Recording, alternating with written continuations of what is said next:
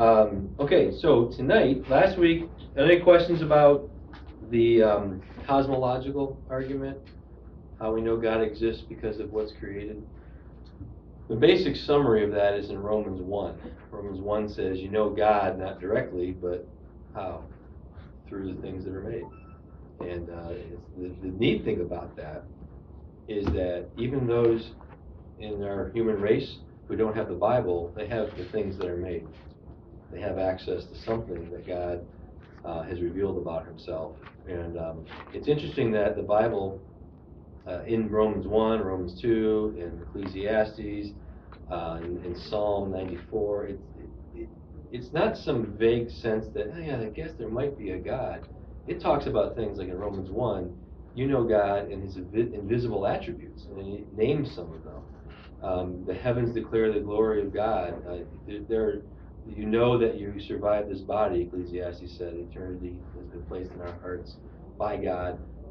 So the point there is what we do here is called classical apologetics, and that's different. Apologetics is becoming pretty popular, and that's a good thing. The bad thing about it is that all the different ways of doing apologetics are kind of coming up into the foreground. Books are being written, classes are being offered, and classical apologetics, what that just means is when you meet somebody, you know something about them. Several things, really.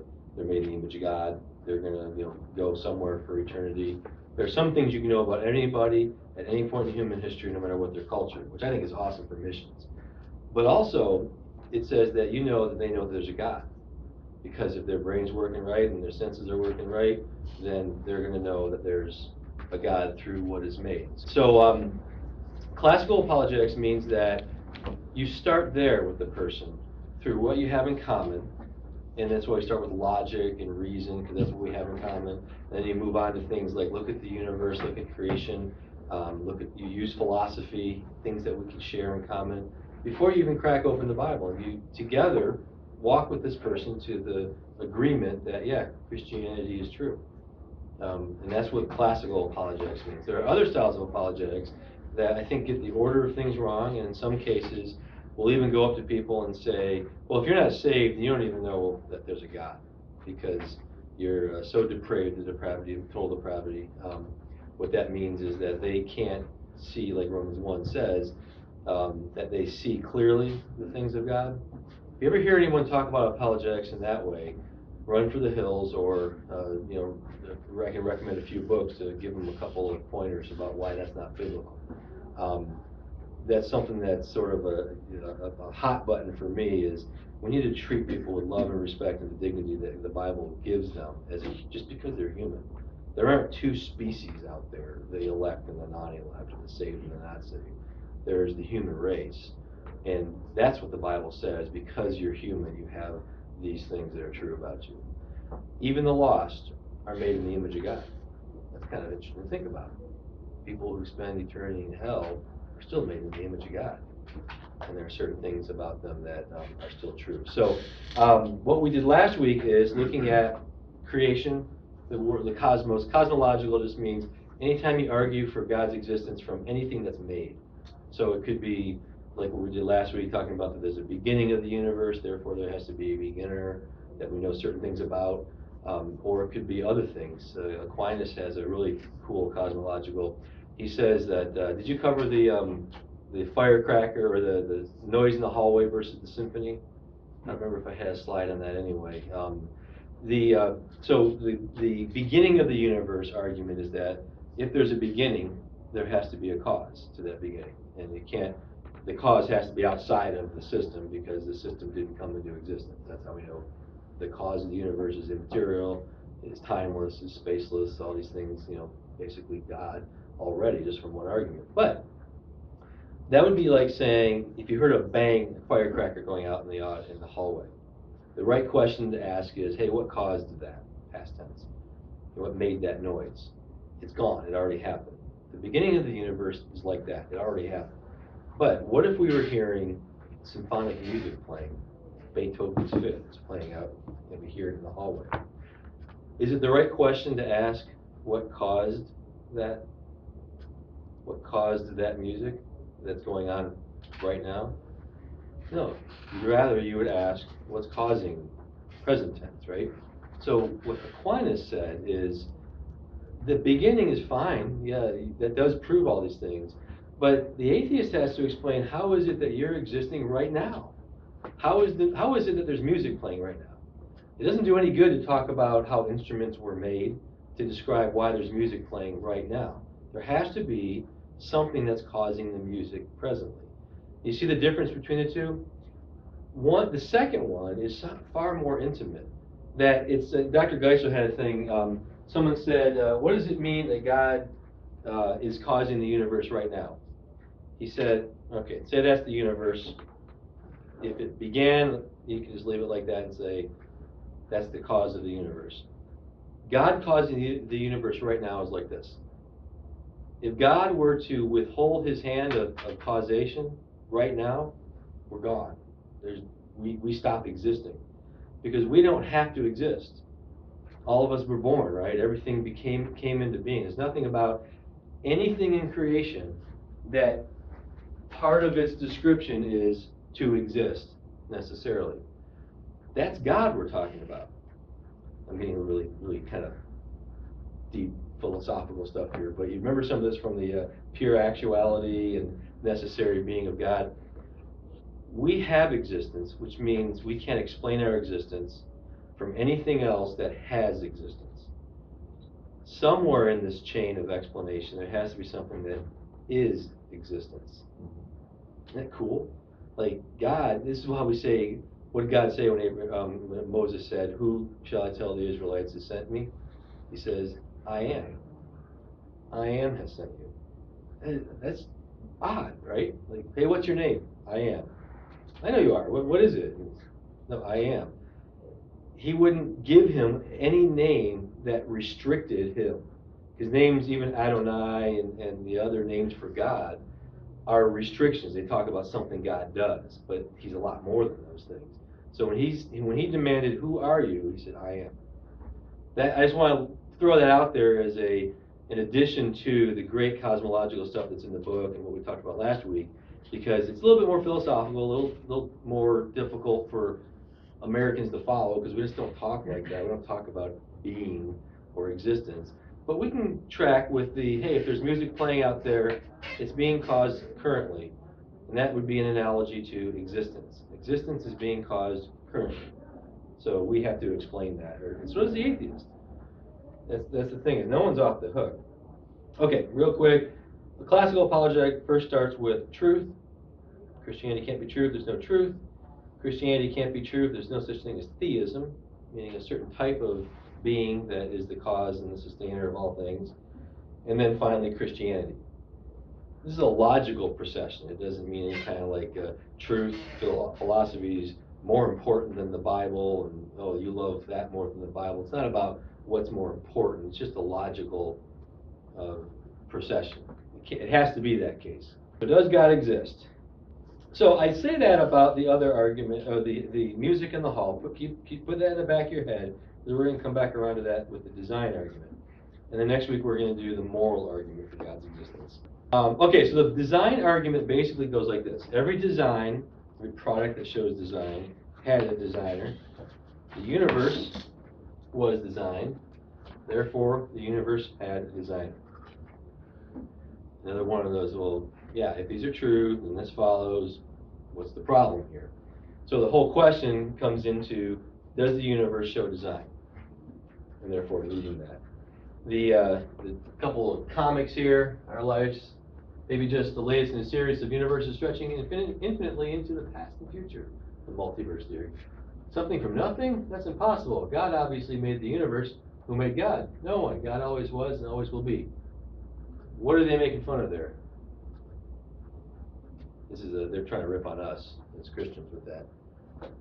I mean, obviously none of us would like the conclusion there that she kind of looks like she just contradicted herself. Everything, something from nothing, that's impossible. The universe, God obviously made the universe. Okay, the answer is, the cosmological argument does not say everything has a cause, therefore the universe has a cause. What's the actual argument? Everything that comes into existence has a cause. That's the thrust of that argument we did last week. It's not just some ad hoc like, oh, well, this is convenient, it makes Christianity look more probable. No, it has to be the case that something exists that is uncaused, that is existence. So God is uncaused. So the way she framed it was just wrong there. And then this is what we're going to talk about this week. Perhaps your idea is that the ingredients for life were there, but something special had to happen to turn those chemicals from gunky soup into life. Maybe that's the bit God did. So that's simultaneously poking fun at atheists and theistic evolutionists. We talked about that a couple weeks ago, 3 weeks ago, I think it was. We don't want to be heard as Christians as saying, anytime in science or whatever your inquiry is, anytime you run into a wall that you just can't explain, you immediately say, oh, I guess God did it. That's called the God of the gaps fallacy. That's not what we're saying, that, oh, if we come across something that looks too complicated for us to understand, then, oh, I don't know, I guess God did it. That's not what science is. That's not how science grew. Science grew in a Christian context. There's another joke that's very famous in scientific circles. A bunch of gobbledygook, and then a miracle occurred, and there's its solution. I think you should be more explicit here in step 2. So he's trying to prove some mathematical theorem. He can't figure it out, so he said, oh, miracle. That's called the God of the gaps fallacy. He should be able to either prove his theorem right or wrong using math, because it's a mathematical problem, right? Is that not, I mean, can't you spin that around and call, science of the gaps? They do that as well, right? We just haven't found, or science hasn't found the cause. That's funny you should say that, because the next bit, I like this part here, this analogy of painting the floor. And, so you're just not very smart, so you start painting on the side where the door is. And you continue to paint yourself into the corner. So basically what this analogy shows is that when you have a big room that's unpainted, meaning we don't have knowledge about nature, back then people would say, well, God, the thunder, oh, that's Thor, God, that's the God of thunder. Or the sun is Ra, because that's the God that we don't know how it works. So our ignorance is so great, there's lots of room for God or gods to do their thing. But as science starts to figure out more things, okay, well, there's less room for God to do miracles because we can explain it through gravity and friction and whatever else. It's less and less comfortable for believers.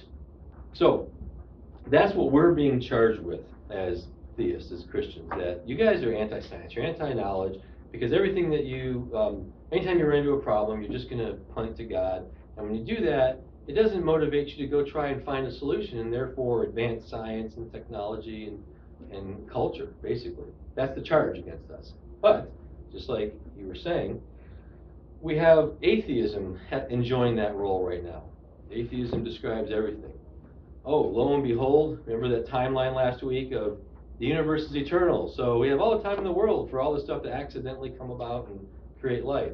Oh, we find out there's a beginning to the universe. Okay, well, we only had 20, back then they thought 20 billion years. Okay, well, it's finite, but it's still a long time, and it gets shorter and shorter. It's only 15, 13 billion years. I'm using the standard models. The design that we're going to talk about tonight, oh no, it's a little less room. What's happening is atheists are having a harder and harder time explaining things because we keep discovering things like the beginning of the universe. The design of the universe is off the charts insane. We're going to talk about this tonight, and all the scientific things that have to be just perfect in order for life to exist. You guys know Anthony Flew? He was a big famous atheist in the 1900s. Just died about 5 years ago. He was considered, he actually debated C.S. Lewis, that's how far back he went. And he was an intellectual atheist, one of these guys who, as a professor, a philosopher, he just thought that I'm following my reasoning to the right end, and that is that God does not exist.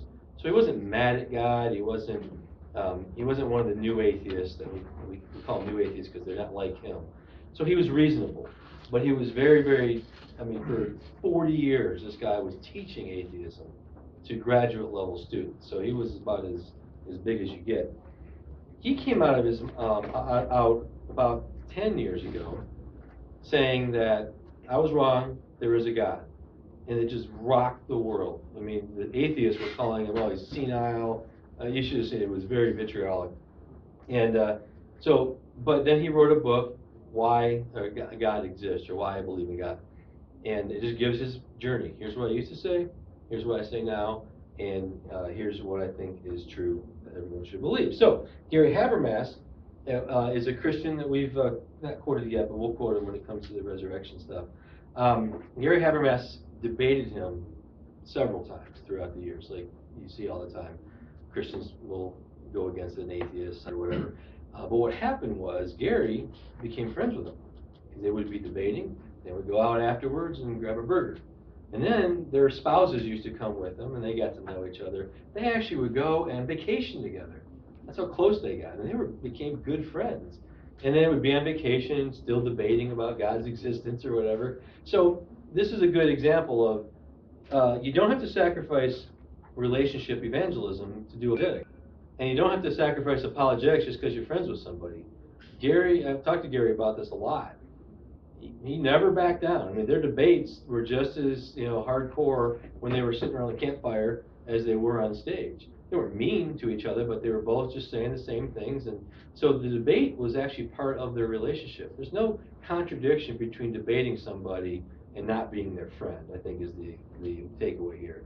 Very important to not be disagreeable just because we disagree. We as Christians are very good about being disagreeable, aren't we? Humans are, I guess. It's not just a Christian thing, but we really ought not to be as Christians. And so when we do see it, it's okay to say foul to each other. Yeah, don't do it like that. Don't have to sacrifice your beliefs, but just don't be like that. So Eric, how do you spell his name? Flew? Yeah. F-L-E-W. His name comes up, actually, this is his last name. So, because they were friends, when Anthony Flew came out of the closet as a theist. Yeah, boy, I'll tell you, theist pride parade. We should start doing that. So he came out of the closet and told everyone he was a theist, and he got all this attack.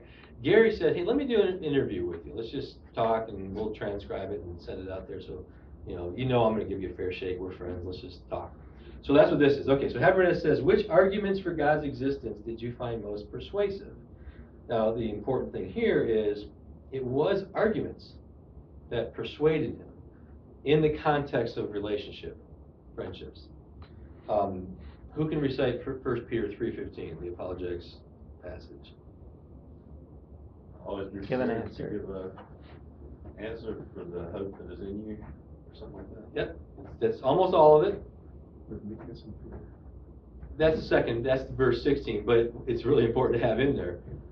But what it says is when somebody asks you to give a apologetic for the hope that you have within.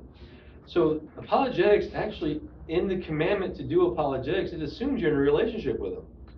Because nobody walks up to a complete stranger on the street and says, "Hey, give me a hope for the reason you have within." They never knew you. I had no idea why I would ask you that. Isn't that interesting? That this very field that is supposedly about arguing and being disagreeable actually has its genesis in being in a relationship with people. So I just love that about Gary. So he says, but the point is, it was the arguments that persuaded him in the context of a friendship. Do you know if a video was made of that, Not of this, of the interview? but you can see a lot of stuff he's out there a lot on video. This particular interview, I think it was just them talking. Maybe an audio that was transcribed. There's a video on YouTube. With the two of them? No, just him. Yeah. His reason for why he. There are quite a few, because he got attacked as being crazy. They said that he was starting to go crazy in his old age, so he felt the need to correct that mistake. So Flew says, I think that the most impressive arguments for God's existence are those that are supported by recent scientific discoveries. Now, he just wasn't a good philosopher, I guess, because there are really good philosophical arguments, but he says the science is just really working against me. We're getting painted into a corner as atheists. I think arguments to intelligent design, which we're going to talk about tonight, is enormously stronger than it was when I first met it. So Gary says, so you like arguments such as those that proceed from Big Bang cosmology and fine-tuning arguments? And he says, yes. So of the major theistic arguments, such as cosmological, design, and moral, the only ones that really impress you, impressive ones that you take to be decisive, are the scientific forms of design. Absolutely.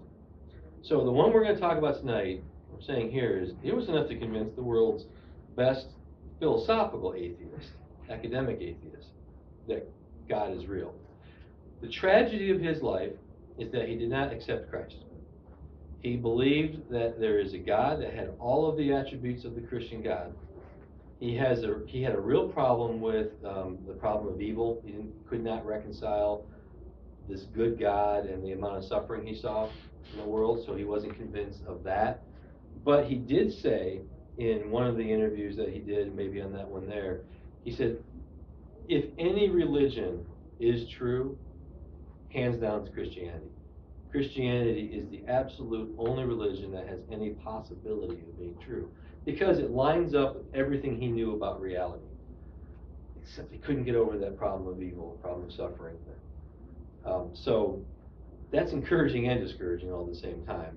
But there are other examples. The guy who wrote the book, the timeline you went through last week about how the Big Bang and the beginning of the universe was discovered, scientists tried to deny it, all that. The book was written by a guy named Robert Jastrow, who was an agnostic. He too was convinced that, okay, there's a God, there's got to be a God. He called himself agnostic because this is the tragedy of his life. He could not accept that God would forgive him. So that's the hard thing about him. He didn't have any more intellectual problems. He just felt that whatever, I don't know about his life story, but he had done something or things that he just could not accept that God would allow someone like him into his presence. And that's a big, big tragedy. He is an example, though, of just following the reasoning, the scientific evidence paired with good philosophy. It does show that Christianity is true. That's all we can do, right, as apologists, is demonstrate that it's true. You can't force somebody to become a Christian.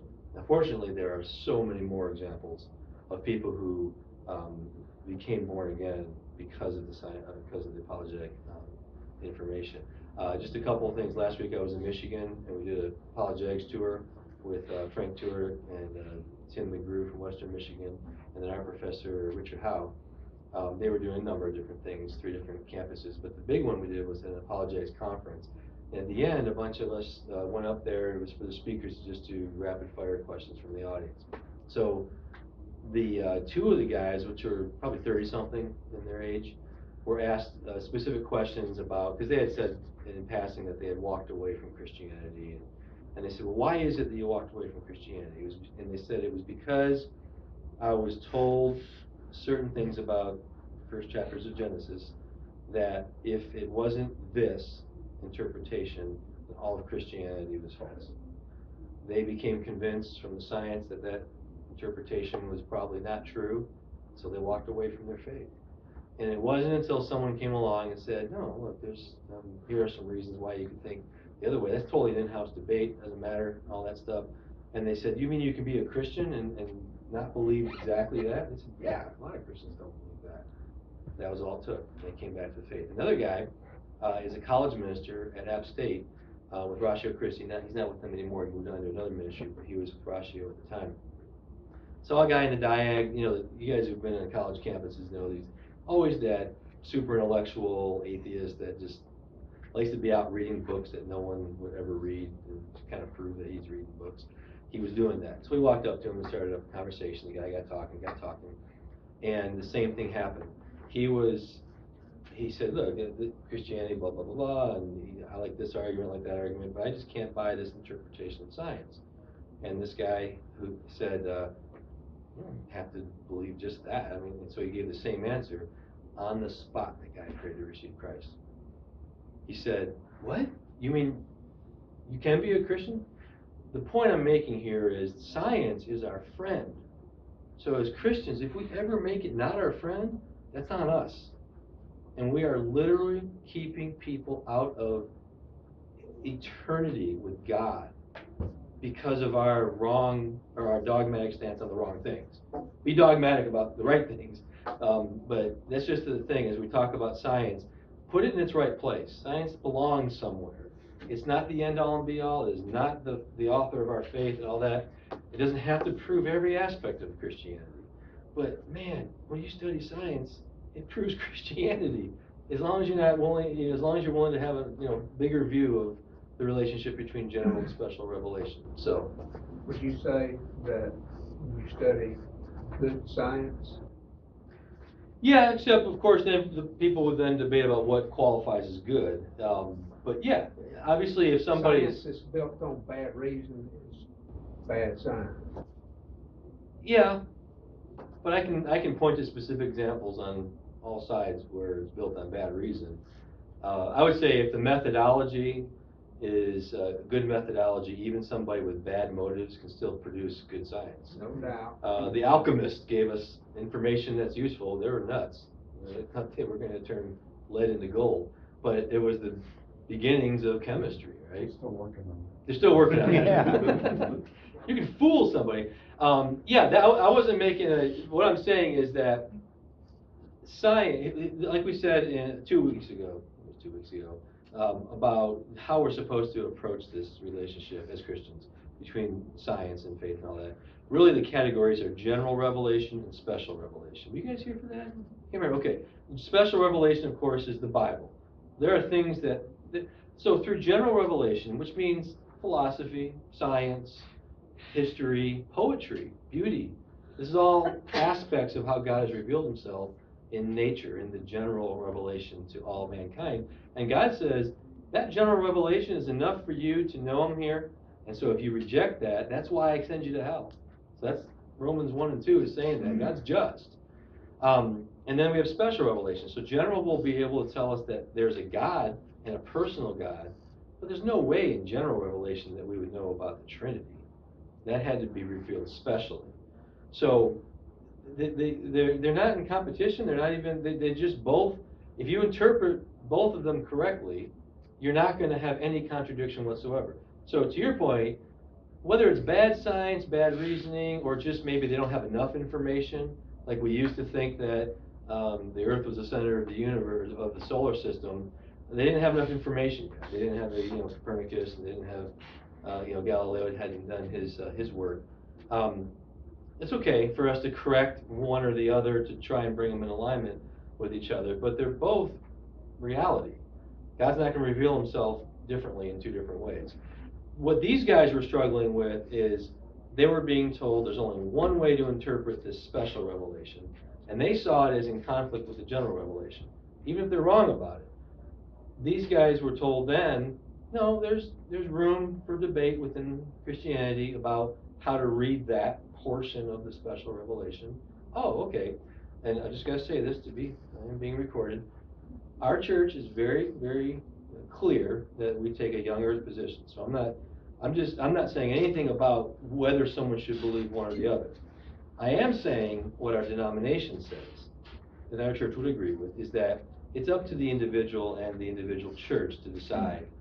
So our denomination, Southern Baptist, recognizes that this is debatable, and therefore individuals have the freedom to decide what they believe on that. So the First Baptist Indian Trail has said, okay, we are going to take that freedom and we're going to take a stance on the age of the earth being young.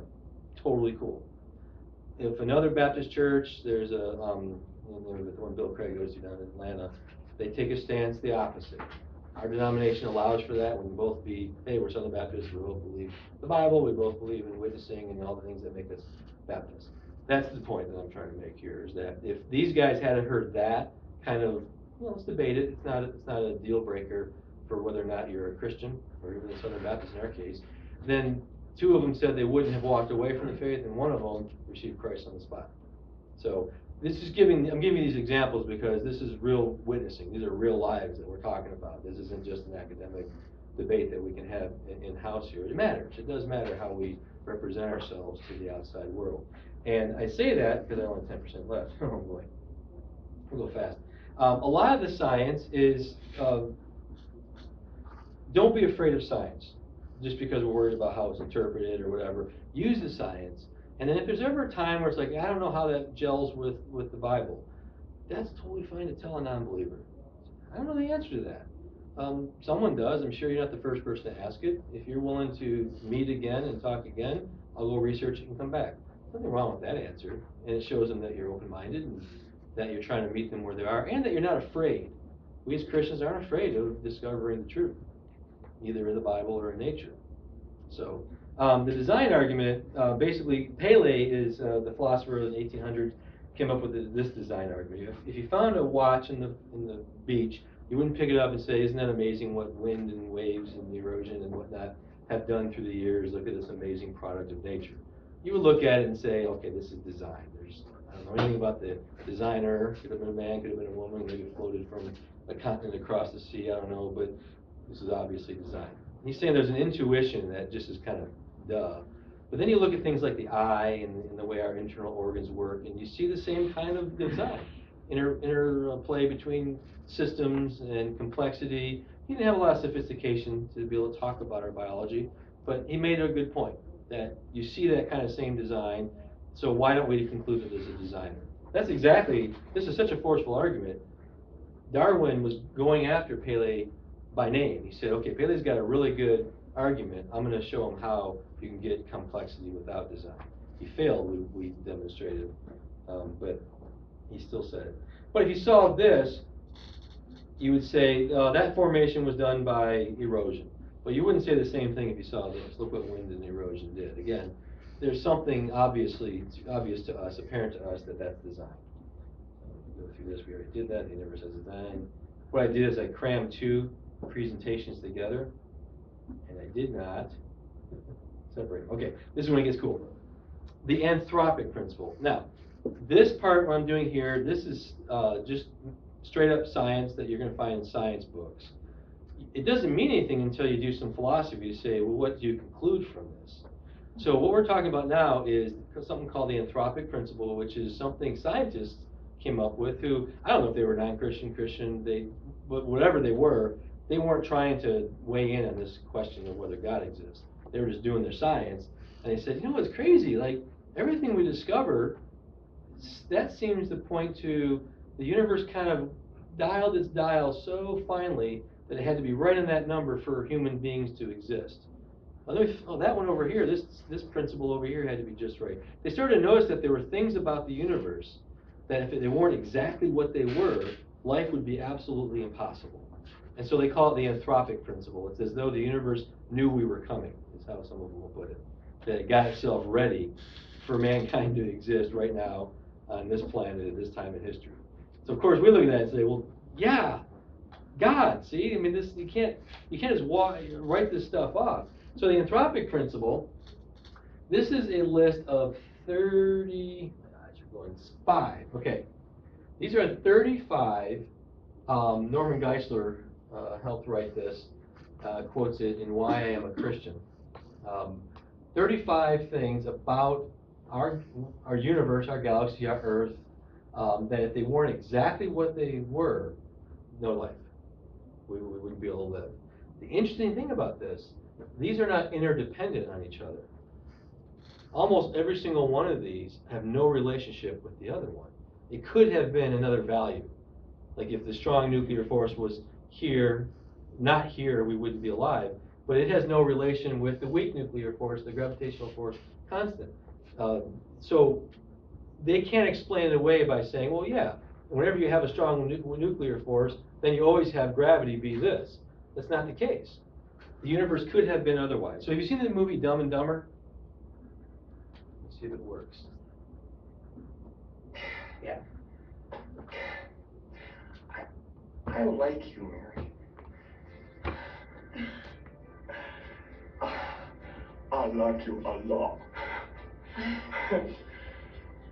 I want to ask you a question straight out, flat out. I want you to give me an honest answer.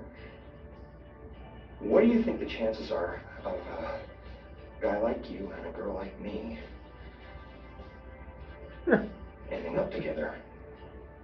Well, Lloyd, that's difficult to say. We really don't... Hit me with it. Just give it to me straight. I came a long way just to see you, Mary. Just least you can do is level with me. What are my chances? Not good.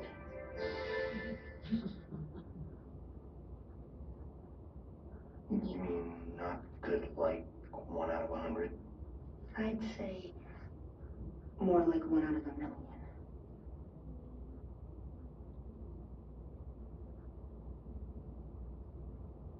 So you're telling me there's a chance? Yeah! I read you. I don't know if I recommend the movie or not, but it is funny. Dumb and Dumber, the original. I can't say I recommend it because it's got a couple of fruit spots in it. But okay, Lloyd, dumb, right? He has 1 in a million chance. He's excited about that. I've got a chance. In order for all of those constants to be exactly what they are without any outside agent causing them to be what they are, so by accident, is not 1 out of a million. Those are the chances. So I used to say if that makes him dumb, that makes atheists dumber, but in mixed audience with atheists, it didn't go over well. So that makes him an optimist, and that makes them an eternal optimist. It's just irrational to think that. So again, the atheists are painting themselves into a corner, but they refuse to let go of their atheism, even though they have less and less place to play in the natural sciences, really. But they just do bad philosophy in order to do it. Okay, the firing line example. Okay, some responses to the fine-tuning of the universe. Well, if the universe wasn't exactly ready for life and able to produce life, then we wouldn't be alive to ask, why is the universe here to produce life? So the fact that we're here, obviously the universe would have to be able to produce life in order for us to be here wondering if the universe could produce life. You see the circular reasoning in that?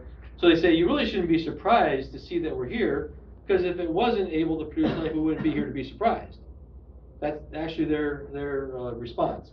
So I can't remember the name of the guy who came up with the response, but it's called the firing squad. So it'd be like if you're overseas and you're in some communist country and you get arrested and they're like, just to make show of killing the American, they put you on the firing line, and you have 100 trained marksmen with sure shot rifles pointed at you, and the executioner says, ready, aim, fire. You hear all the guns go off and you're not dead. That'd be like saying, well, I shouldn't be really surprised that I'm not dead, because if I was dead, I wouldn't be here to be surprised that I'm dead. See the inconsistency there? You still have to give an explanation as to why 100 trained marksmen missed. It were blanks, it was just for show to say something about American foreign policy, whatever explanation you want to give. You have to give an explanation. Simply because you're alive and not dead to not be surprised is not reason enough to stop asking the questions. You see the comparison there? It's like, oh boy, this is going to be great, 5%.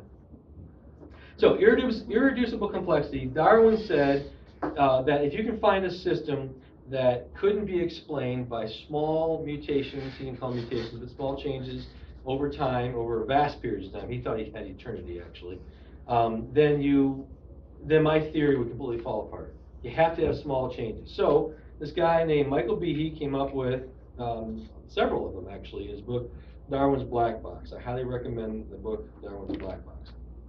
What it basically said is that if you have a mousetrap and you were to take away any one of those pieces, it's not a mousetrap.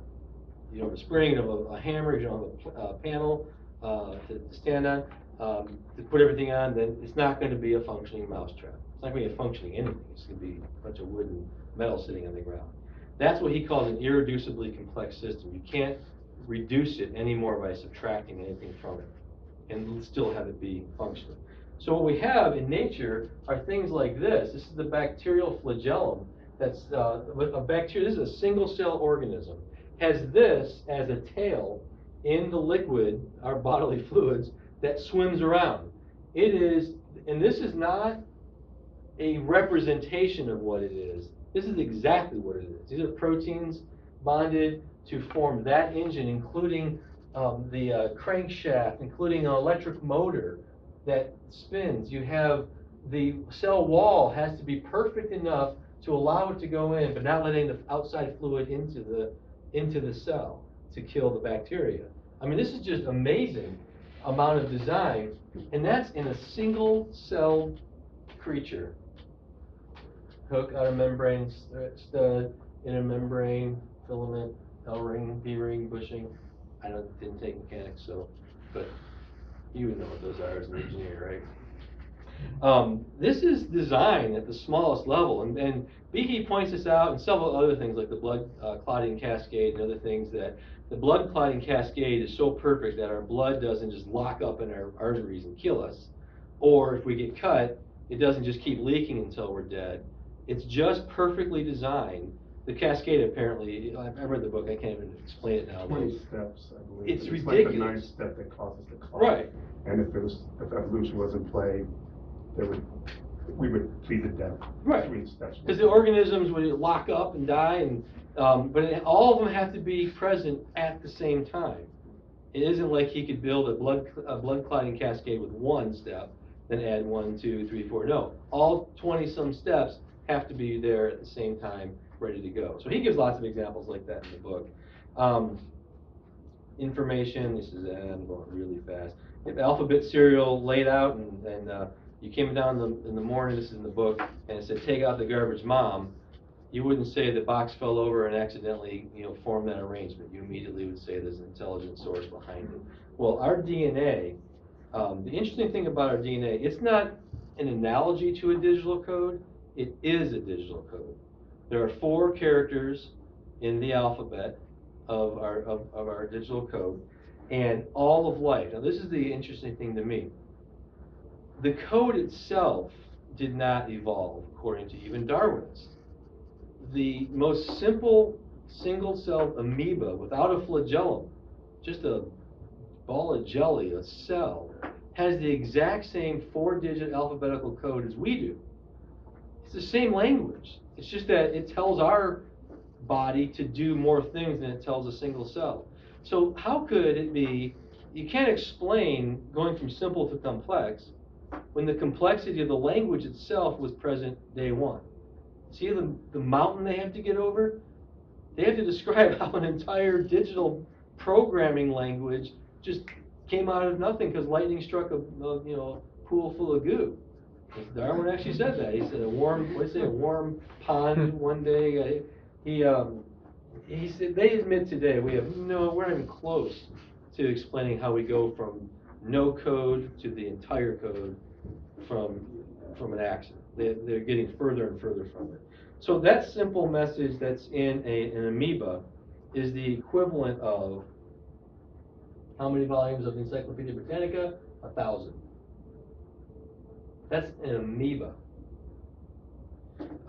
Fred Hoyle, who was actually the creator of the steady state model that we talked about last week, trying to disprove the beginning of the universe. He tried to prove that the universe has always been here with no change, it's not growing, so it didn't come into existence, it's just steady.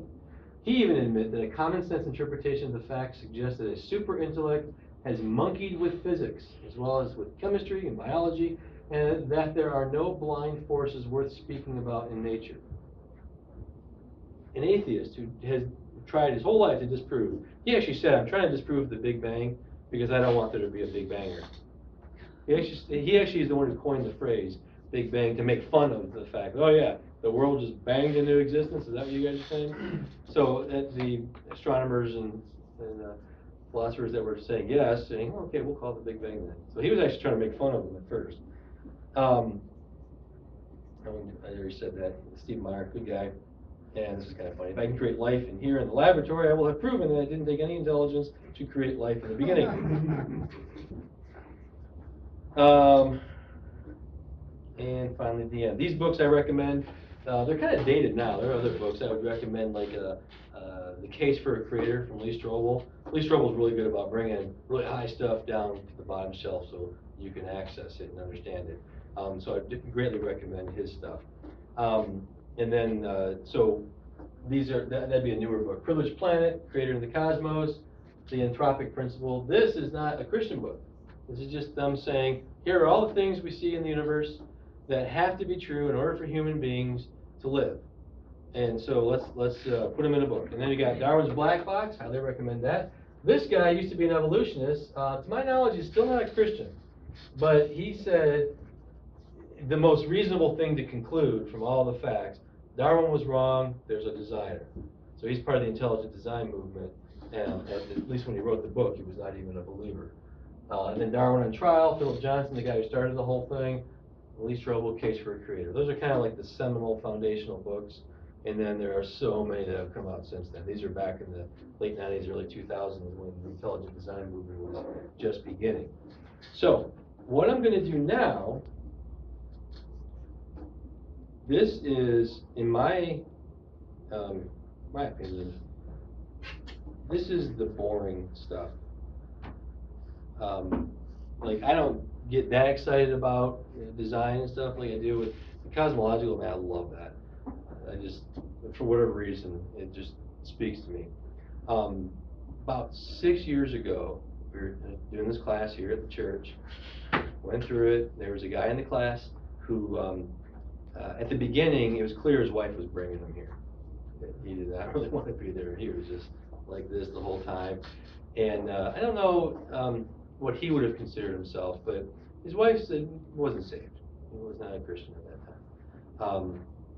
But I just said, look, that's cool. Let's have a great back and forth conversation. You know, don't disrupt the class or anything, but I will make it very interactive. I'm not going to just say things and move on. And so that was our deal the first week. So I did all the things that you've heard.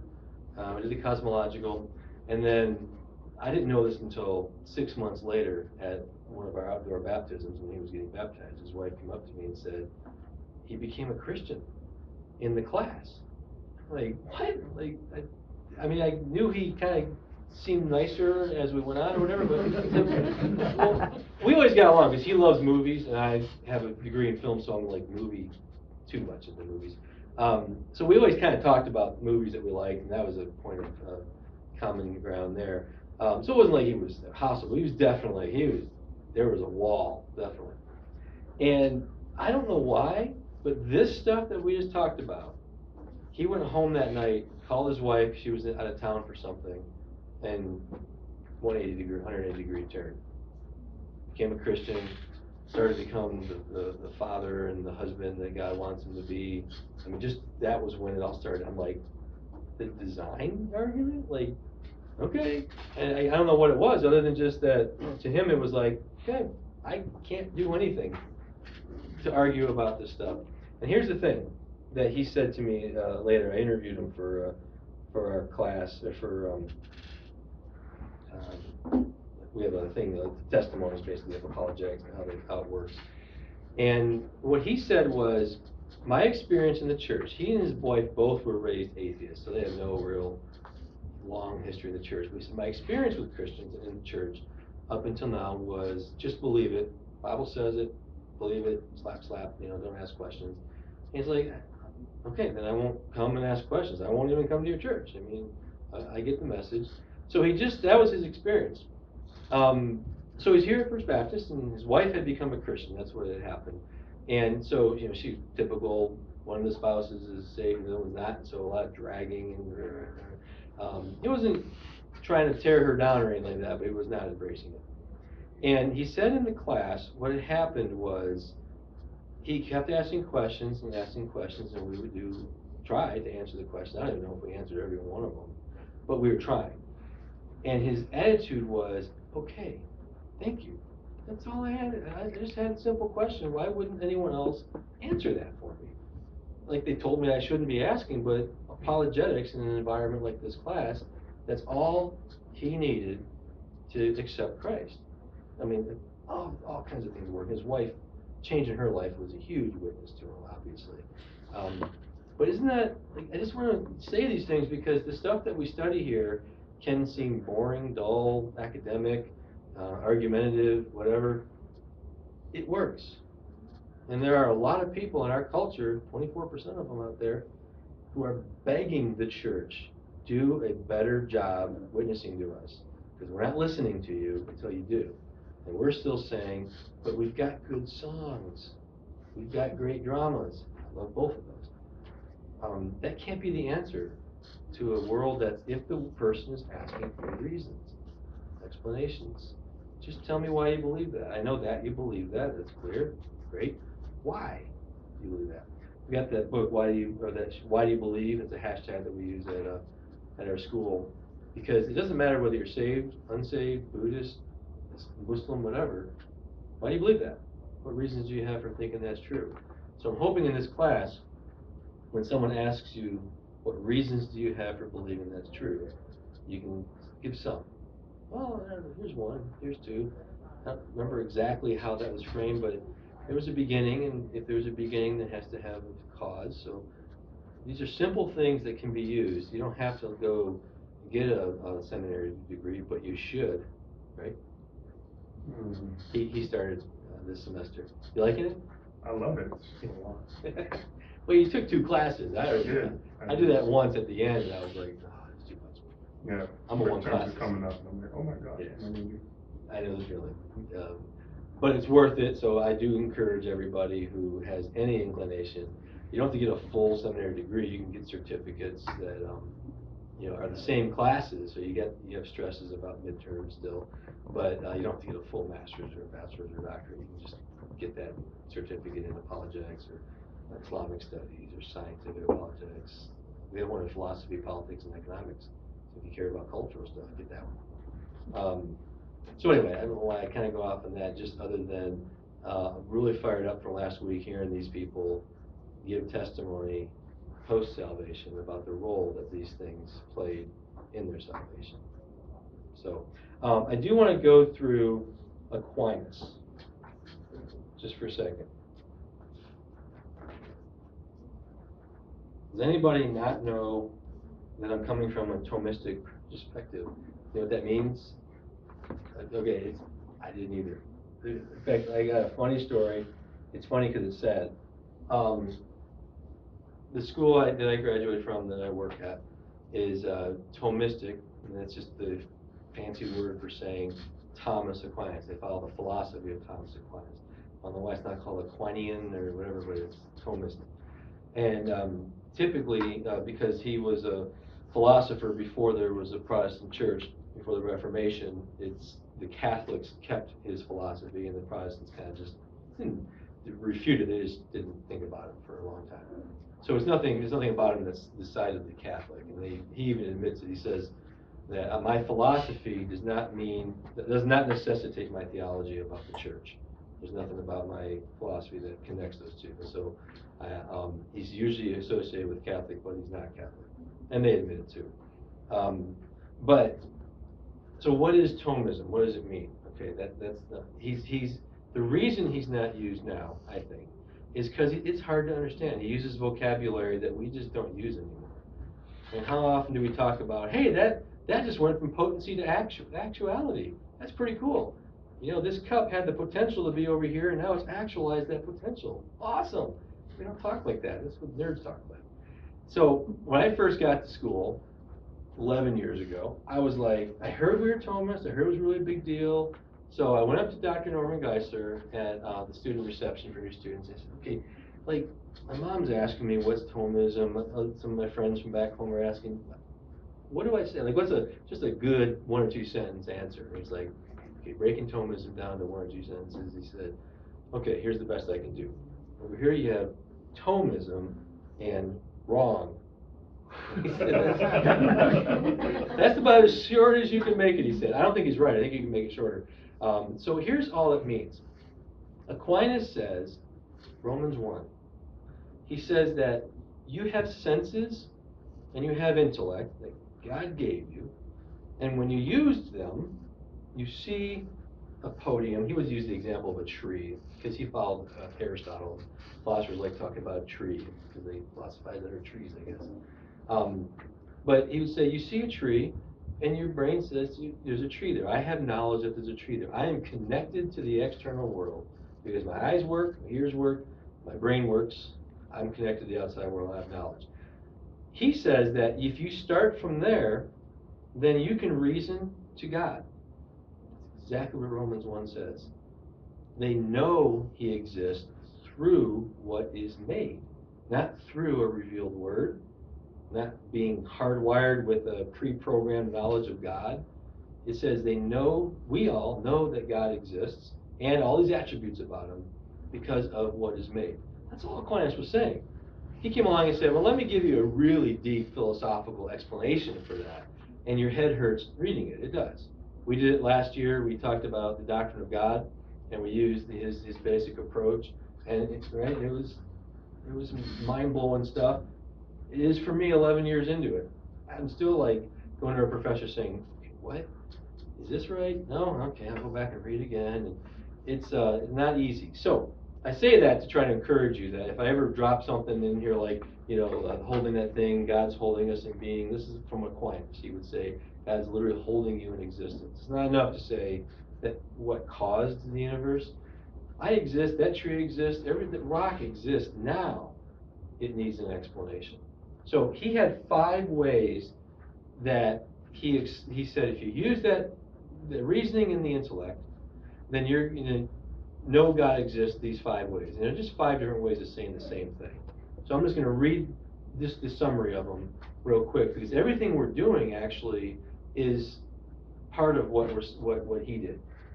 The argument from change, back then they would call things motion. So everything in motion has to be moved by something else. So if a person has a stick and he's pushing against and moving a rock, it's not that the person, then the stick, then the rock. It's all happening at the same time. But it's the person that's actually the one in motion, right? The other things don't have motion themselves. They're receiving the motion from the person with the stick. So you've got a stick and a rock. It's not enough to explain the rock's movement by saying there's a stick. You have to say that there's a person with a stick. I think a good example he didn't have, because he didn't have trains back then. But imagine a train. You're sitting there at the light on Indian Trail, Fairview Road, and you get caught at that train. And boxcar after boxcar after boxcar is going by, moving. Why is that boxcar moving? There's nothing about a boxcar that has anything to do with motion. Why is it moving? So what he would say is it's not enough to say because the boxcar in front of it's pulling it. It's moving because that's a boxcar. There's nothing about it that is moving. So what do you have to ultimately have? An engine. Something that is moving, is motion, that's causing all of these things that are not motion. Motion would be like change or existence, because existence is kind of, you're changing. You're here, you're there, you're growing in your knowledge. That's change. He's not just talking about physical motion. He's talking about anything that there's a change.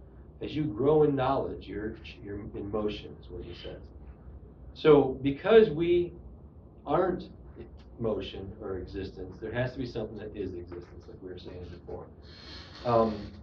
The argument from causality, that's where he said last week that cause and effect are apparent in the universe. Everything that occurs is caused by something else. In other words, every effect has a cause. The universe is an effect. So God can't be an effect. He can't be getting anything from himself, or other than from himself. Contingency, this is his 3rd way. They call it the 5 ways. So this is all just extra information because we're done early. So these are the 5 ways. This is heavy, heavy stuff. But if you can even grasp it this much, and you ever come across somebody who thinks that they're the super smart atheist and man, you Christians are so stupid, really, which one of Aquinas' 5 ways do you think he got wrong?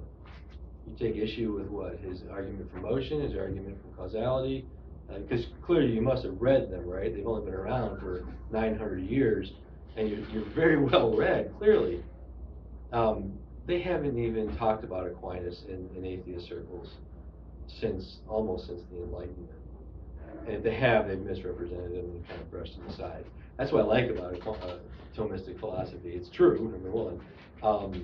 And secondly, it gives you a big advantage when you're talking with people. My brother-in-law, who is an ardent atheist, scientist. His dad was a scientist. He was an only child raised by a professor family, that real common story.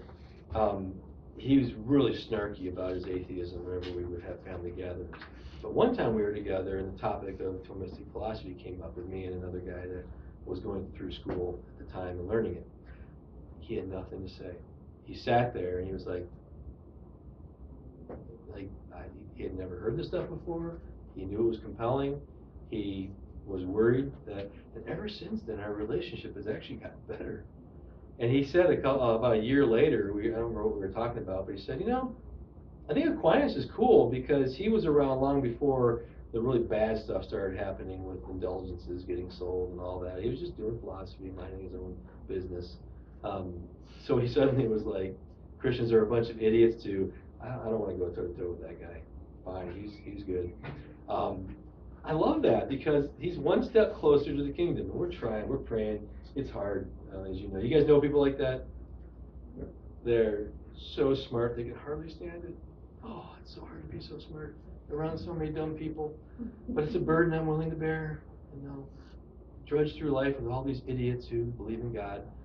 I meet people like that all the time, and it's just like, oh my gosh, if you only read a book or two. Read this one and tell me like where they get it wrong. Anyway, argument from contingency, necessity. If something doesn't have to be, then it's called contingent. Everything can't be contingent because then nothing would exist. Something has to be necessary. That makes sense? Like, it's another way of kind of saying the same thing. And then his fourth way, the argument from perfection. And I won't get into that because that gets a little heavier. You're talking about aesthetics there, perfection of beauty and whatnot. And the argument from purpose. I bring this one up because this is often, it even says here, is a sign of purpose, of intention, or intelligence. Kind of sounds like what we said, that we just got through saying the intelligent design argument. There's design, like Pele, there's a design in the eyeball or in something in nature, so it must be like a watch because by analogy it's the same. That's not all what Aquinas was saying, actually. And this is interesting. We're going to talk about, I bring this up now because next week when we do morality, this is a mistake that Christians make a lot, saying that God is the standard of morality. That's actually not true. Because God never said, be infinite, be uncaused, be necessary be in your existence.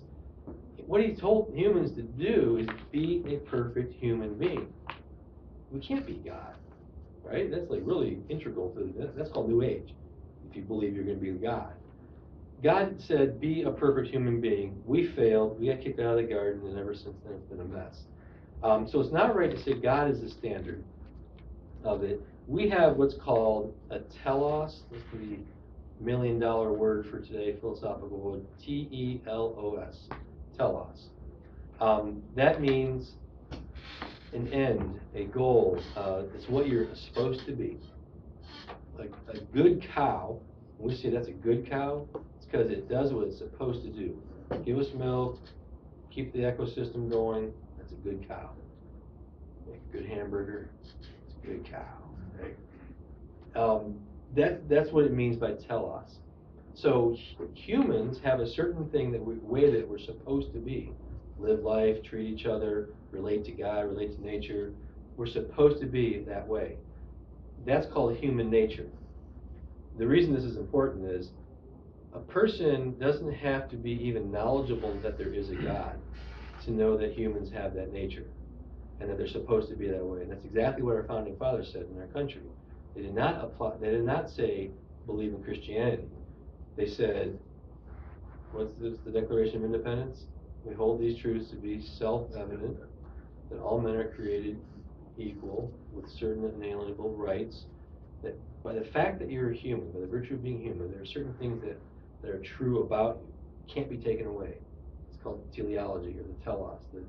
In any government that stands in the way of the individual reaching his or her end, their purpose, that's immoral, that's unethical, and that government is not legitimate. That's what the basic argument of the founding fathers was.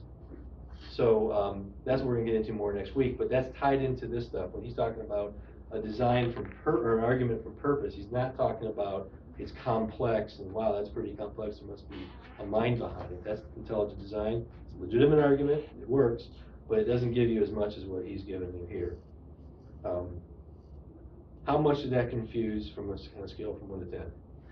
10 being like, 1 being Got it. I'm a thomistic metaphysician. Did that help at all? You already know this stuff. We got it before. I just like introducing just a little bit, going way beyond what those, by the way, both Frank Turek and Norman Geisler, they believe all this stuff. It's just, when they wrote the book, they made it for a lay audience. Some of it comes out, if you notice, at different times in the book, but other times, yeah, they just go with the popular level stuff. I'll keep doing that periodically when it's relevant, but we're not going to belabor it too much. So next week, we're going to talk about the moral argument. That's chapter 7. Is it? Go look in there. I think it's called Hitler or Mother Teresa. That's 7. Okay. And for those of you who have been in the class before, for the first time ever, if you act now, and we're going to actually do an entire lecture on miracles. The reason I usually skip over it is because it's sort of, if God exists, and we just demonstrated that He does, miracles are possible. Why are we even talking about this? Because miracle is an act of God. We just prove God exists. There are philosophical arguments by David Hume and his followers to say that miracles are impossible even if God does exist. Not a lot of people know about it, and they'll throw them out there, but it's something they should be aware of, and it'll be helpful to go through. And it's even kind of fun, I think. So, any questions? Objections? Yeah, I think it's chapter 7. Yeah, I think it's called Hitler or Mother Teresa. And just keep in mind, I told you that part about natures and telos and all that. As you're reading it, be thinking about, okay, the way they worded it here, are they telling me that God, I'm supposed to be like God? They don't mean to. I know these guys, they don't mean to, but some of the ways that they phrase their arguments in there, it could be confusing, that they're saying that we need to be like God in order to be a good human. No, we need to be like a perfect human, is what God calls us to be. And we fail miserably because of our sin. All right.